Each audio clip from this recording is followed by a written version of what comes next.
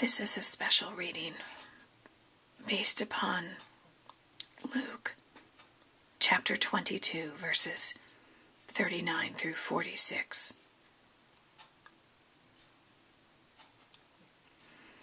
In that section of Luke, this is when Jesus is praying on the Mount of Olives.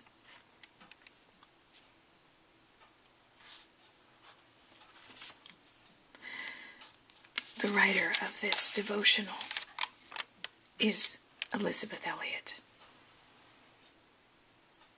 the widow of Jim Elliot, who was a missionary to Papua New Guinea, who along with his missionary partner was murdered by the natives on the island that they had landed to bring God's word.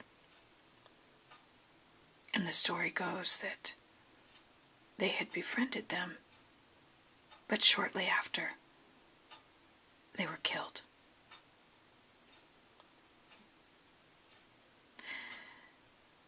The amazing story goes on because what happened subsequent to that is that the tribe and the village turned their hearts to God. They had never been contacted before, so they didn't know anything about Jesus, nor the Bible, nothing. But when it was brought to them in their own language, their hearts turned to God. This is written by Jim Elliot's wife, Elizabeth Elliot. She went home to be with the Lord in the past year and a half or so.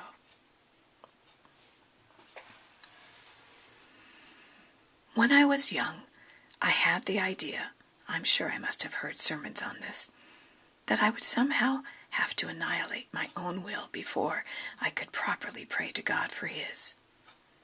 You must have absolutely no will of your own in the matter, someone had said. This sounded all right to me, and I spent a lot of time and energy trying to follow this advice. Finally, I saw that no such thing was required. The struggle that Jesus had in the Garden of Gethsemane showed me this.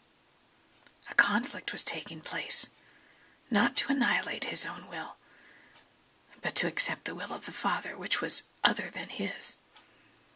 It did not end with Jesus saying, "My will is now thine," but with, "Not my will, but thine be done." The act of praying, far from divesting us of human desires, enables us to lay them before God as very real and pressing and say to Him, "Not mine, Lord, yours." If we had gotten rid of them, there would be nothing to lay down. There is something terribly down to earth about this. They are my own requests I'm supposed to make known to God. They are things I feel strongly about. They may be sinful. If they are, making them known to God might make plain to me their true nature. But I start by making them known. I pray for what I want, as a child asks its father for whatever it wants. This is faith's legitimate activity. Sometimes a father's answer to his child is no. If God, like a father, denies us what we want now, it is in order to give us some far better thing later on.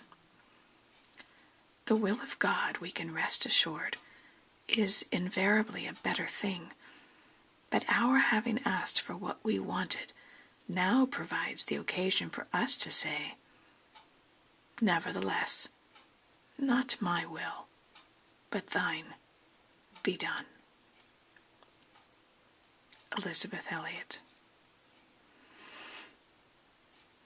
The devotional goes on to provide some thinking points. I'll include them in the description, but I will also read them here. First, describe the area of your life where you are struggling to accept the will of the Father.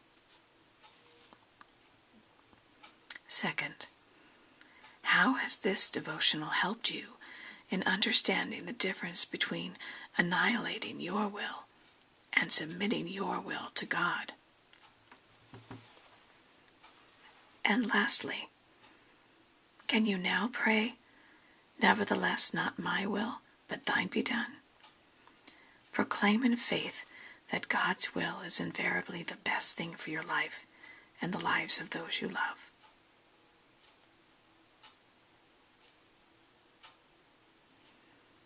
Blessings.